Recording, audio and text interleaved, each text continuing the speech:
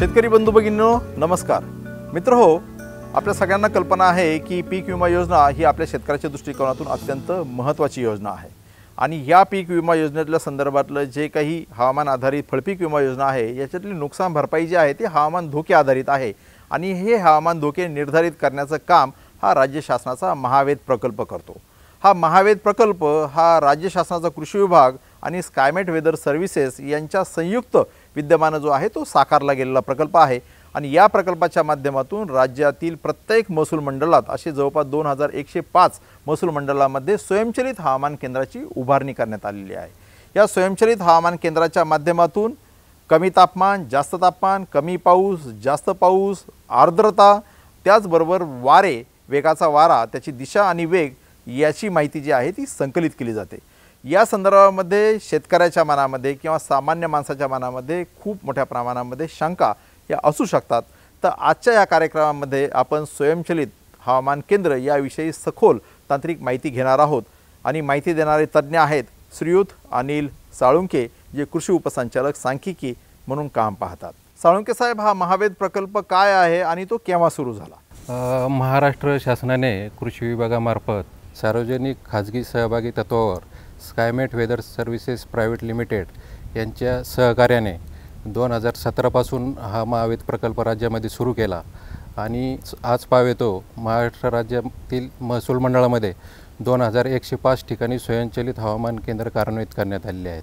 साळुंके साहेब, हे प्रधानमंत्री पीक विमा योजनेच्या माध्यमातून आतापर्यंत किती शेतकऱ्यांना आणि सर्वसाधारण किती रकमेची विमा नुकसान भरपाई देण्यात आली?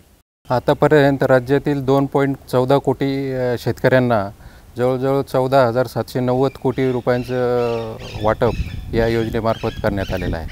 हवामान आधारित फळपीक विमा योजनेमध्ये महावेद प्रकल्पांतर्गत प्राप्त आकडेवारीचा उपयोग कसा करून घेतला जातो या संदर्भात माहिती देत आहेत श्रीमती पल्लवी देवरे। देवरे मॅडम नमस्कार। नमस्कार। देवरे मॅडम, ही हवामान आधारित फळपीक विमा योजना राज्यात केव्हा सुरू झाली? हवामान आधारित फळपीक विमा योजना सन 2011-12 पासून प्रायोगिक तत्वावर राज्यात राबविण्यात आली। मात्र सन 2016-17 पासून विस्तृत स्वरूपात सदर योजना प्रधानमंत्री पीक विमा योजनेअंतर्गत राबविण्यात येत आहे। या हवामान आधारित फळपीक विमा योजनेच्या माध्यमातून राज्यातील किती शेतकऱ्यांना आणि सर्वसाधारण किती रकमेचा लाभ देण्यात आलेला आहे? सन 2016-17 पासून या योजनेअंतर्गत 12,88,000 शेतकऱ्यांनी सहभाग घेतला आहे। त्यापैकी 9,14,000 शेतकऱ्यांना 3,514 कोटी एवढी नुकसान भरपाई देण्यात आली आहे। या फळपीक विमा योजनेत हवामान धोके आधारित नुकसान भरपाई निश्चित केली जाते। तर हे महावेद प्रकल्पाच्या माध्यमातून प्राप्त होणाऱ्या आकडेवारीचा कसा उपयोग हे नुकसान भरपाई निश्चितीकरणामध्ये केला जातो? या योजनेअंतर्गत विविध हवामान धोके समाविष्ट आहेत। उदाहरणार्थ कमी तापमान, जास्त तापमान, अवेळी पाऊस, जास्त पाऊस, कमी पाऊस, सापेक्ष आर्द्रता, वेगाचे वारे व गारपीट इत्यादी हवामान धोके आहेत। स्वयंचलित हवामान केंद्रावर प्राप्त होणारी आकडेवारी तसेच अधिसूचित फळपिकांचे हवामान धोके यांची सांगड घालून नुकसान भरपाई निश्चित करण्यात येते। आता आपण महावेद प्रकल्पाच्या तांत्रिक बाजूच्या संदर्भामध्ये माहिती घेणार आहोत आणि माहिती देणारे तज्ञ आहेत श्रीयुत राजेश रामदास माळी। माळी साहेब नमस्कार। नमस्कार मित्रहो, श्रीयुत राजेशजी माळी हे राज्य शासनाच्या वतीने तांत्रिक सल्लागार महावेद प्रकल्प म्हणून सध्या काम पाहतात आणि ते भारतीय हवामानशास्त्र विभागातून उपमहाव्यवस्थापक या पदावरून सेवानिवृत्त झालेले आहेत। माळी साहेब, हे स्वयंचलित हवामान केंद्र म्हणजे नक्की काय आहे? स्वयंचलित हवामान केंद्र म्हणजे जसं त्याचं नावच सजेस्ट करतं की स्वयंचलित, जिथे कोणाची जरूर पडत नाही। इतर वेळी जसं आपण कुठलंही ऑब्झर्वेशन्स घेतो, कुठलाही डाटा घेतो त्यावेळेस कोणाची तरी जरूर पडते।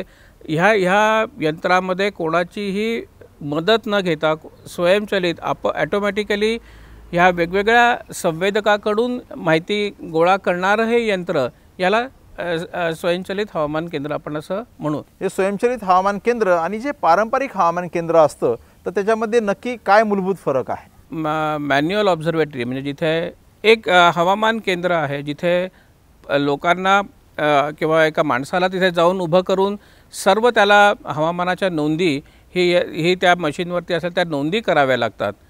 पण ऑटोमॅटिक वेदर स्टेशनमध्ये ह्या प्रकारची जरूर लागत नाही. दर 10-10 मिनटाच्या अंतराने ह्या सर्व नोंदी ह्या ऑटोमॅटिक ह्या मशीनद्वारे घेतल्या जातात. या स्वयंचलित हवामान केंद्राचे नेमके फायदे कोणत्या स्वरूपाचे आहेत किंवा काय आहेत? मॅन्युअल ऑब्झर्वेशन्समध्ये त्याच्या काही लिमिटेशन्स येतात. तर स्वयंचलित हवामान केंद्रामध्ये दर 10 मिनटाला डेटा गोळा करून तो प्रसारित करण्याची क्षमता आहे. तारीख आणि वेळ याचा स्टॅम्प करून हा डेटा दर 10 मिनिटांनी पाठवला जातो.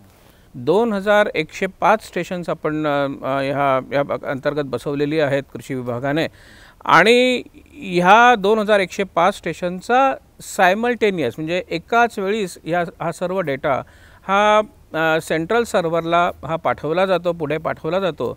तर हा एक खूप महत्त्वाचा आणि मोठा फायदा आहे. या स्वयंचलित हवामान केंद्राचे घटक कोणकोणते आहेत? स्वयंचलित हवामान केंद्रामध्ये बेसिकली हे संवेदक तर आहेच. आपण बेसिकली संवेदक वापरतो वाऱ्याची दिशा, वाऱ्याची गती मोजण्यासाठी. आपण रेनगेज वापरतो, टिपिंग बकेट रेनगेज म्हणतात त्याला. ते रेनगेज रेनफॉल म्हणजे पर्जन्यमान मोजण्यासाठी वापरतो. आणि तिसरा जो आहे तो टेम्परेचर आणि ह्युमिडिटी म्हणजे तापमान आणि सापेक्ष आर्द्रता याच्यासाठी आपण हे संवेदक वापरतो. या संवेदकाशिवाय या संवेदकाकडून येणारी माहिती ही एका बॉक्समध्ये गोळा केली जाते. त्या बॉक्सला आपण प्रोसेसर म्हणतात किंवा त्याला डेटा लॉगर हे कुठल्याही ऑटोमॅटिक वेदर स्टेशनचं हार्ट असतं, जिथे या संवेदकापासून आलेली सर्व माहिती ही गोळा केली जाते आणि गोळा केलेली माहिती प्रोसेस होऊन किंवा त्याचं फर्स्ट हँड फिल्टरिंग होऊन ती माहिती ही प्रसारित केली जाते. तिसरा जो घटक जो मला हे वाटतो की हे सर्व ऑटोमॅटिक वेदर स्टेशन हे सोलर पॉवर बेस्ड आहेत. म्हणजे कुठल्याही मेन्स पॉवर इथे लागत नाही. सूर्याची शक्ती जी आहे ती इलेक्ट्रिसिटीमध्ये कन्व्हर्ट करून त्याच्यावरती हे हवामान केंद्र जे आहे हे स्वयंचलित हे चालतं. आणि चौथी जी आहे ती त्याची GPS अँटिना ज्याच्यामधून हा सर्व डेटा प्रसारित सेंट्रल सर्व्हरला होतो. आणि हे मला असं वाटतं की ऑटोमॅटिक वेदर स्टेशनचे महत्त्वाचे घटक आहेत. माळी साहेब, या स्वयंचलित हवामान केंद्राच्या माध्यमातून नेमक्या कोणत्या हवामान घटकांची माहिती संकलित केली जाते? याच्यामध्ये मी जसं सांगितलं की जे सेन्सर्स आहेत संवेदक आहेत, तर त्यातला पहिला आणि महत्त्वाचा जो सेन्सर्स आहे तो रेनफॉलचा. दर मिनिटाला कंटिन्युअस रेनफॉल मेजरमेंट्स म्हणजे प्रत्येक जसा जसा पाऊस पडेल त्याची नोंद करत जाणं कंटिन्युअसली.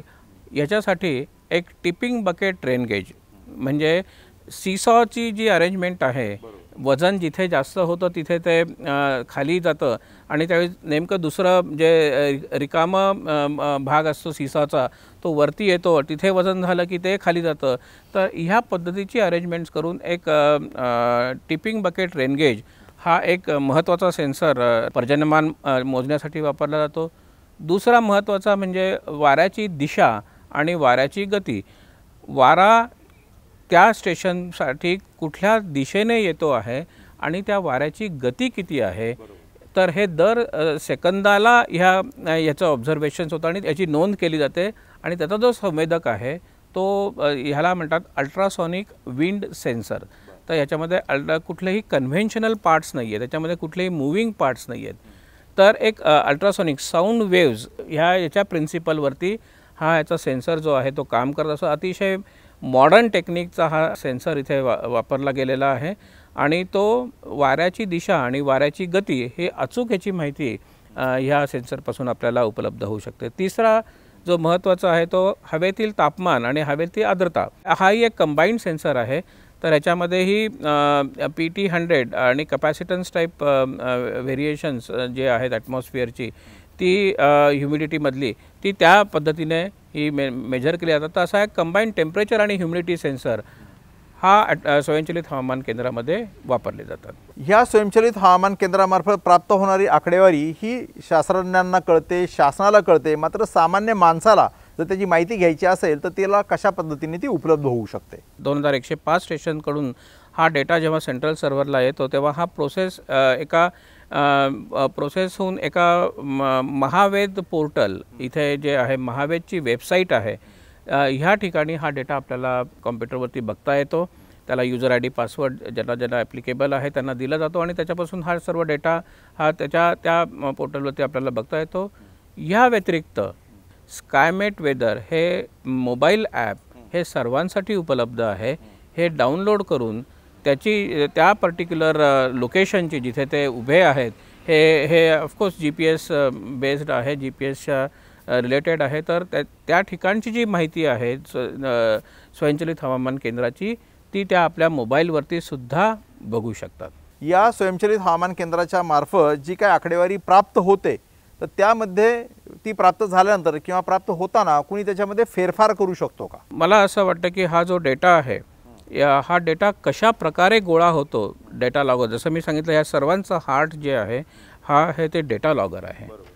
आणि दुसरं जे महत्त्वाचं जे मी सांगितलं ती एक GPRS अँटिना आहे, अँटिना की ज्याच्याकडून हा डेटा हा प्रसारित होत राहतो.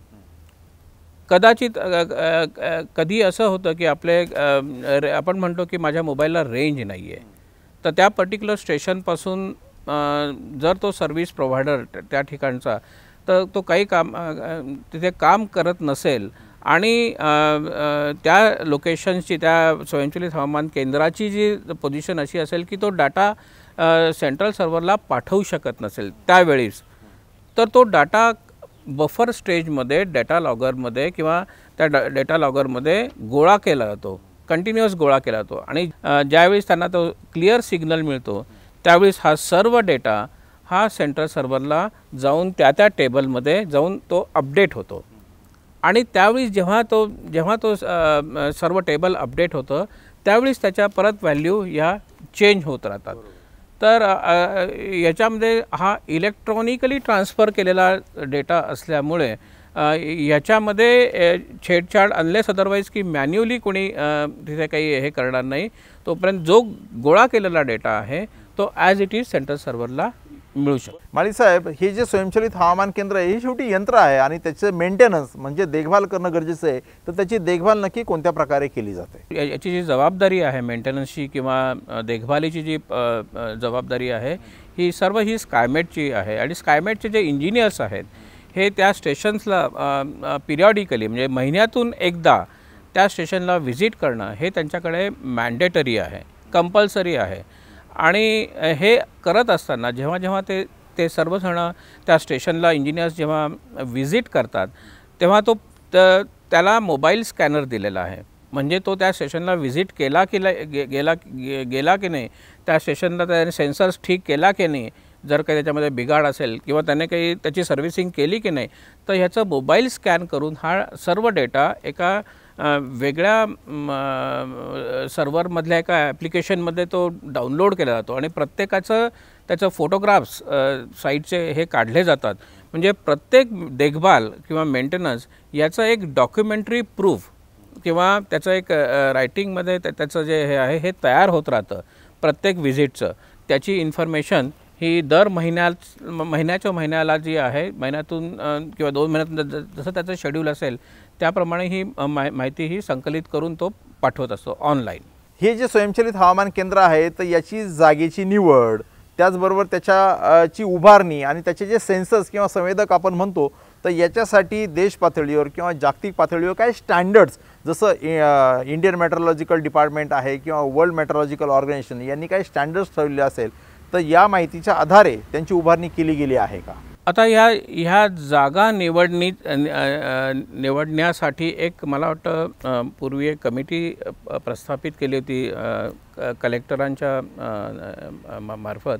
आणि ह्या कमिटीने IMDचे जे हे आहेत निदेशक त्यांनी दिलेले जे काही रेकमेंडेशन्स आहेत त्या रेकमेंडेशनच्या आधारे ही त्यांनी ह्या प्रत्येक जागा त्यांनी ह्या निवडलेल्या आहेत, त्याप्रमाणे निवडलेल्या आहेत.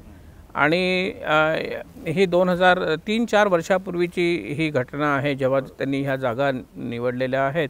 आणि अशा जागांवरतीच ऑटोमॅटिक वेदर स्टेशन ही बसवली गेलेली आहेत। याच्यामध्ये हे जे सेन्सर्स आहेत याचं एक कॅलिब्रेशन, सर्टिफिकेशन आणि त्याचं पिरियॉडिक अपग्रेडेशन हे होत राहावं, म्हणजे त्याचं ओरिजिनल केलेलं कॅलिब्रेशन प्रत्येक सेन्सरचं त्याचं एक सर्टिफिकेट असणं की हे विदिन द ॲक्सेप्टेबल लिमिट आहेत प्रत्येक सेन्सर, हे असणं जरुरी आहे। आणि अशा प्रकारचंच निर्देशक जे आहेत हे IMD कडूनही होतं आणि WMO कडूनही होतं। हे स्वयंचलित हवामान केंद्र हे सोलर रिचार्ज बॅटरीवर ऑपरेट केलं जातं।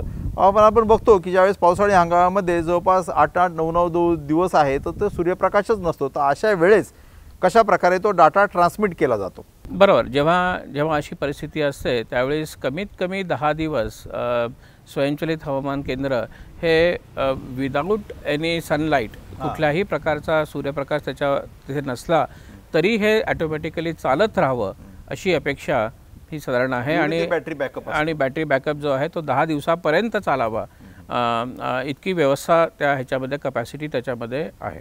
हा स्वयंचलित हवामान केंद्राच्या मार्फत जो काही आकडेवारी प्राप्त होते तर त्याच्यामध्ये डेटा टेम्परिंग याच्यामध्ये किंवा त्याच्यात फेरफार हे कोणी करू शकतं का? हा सर्व डेटा जो आहे हा डिजिटल फॉर्ममध्ये असतो।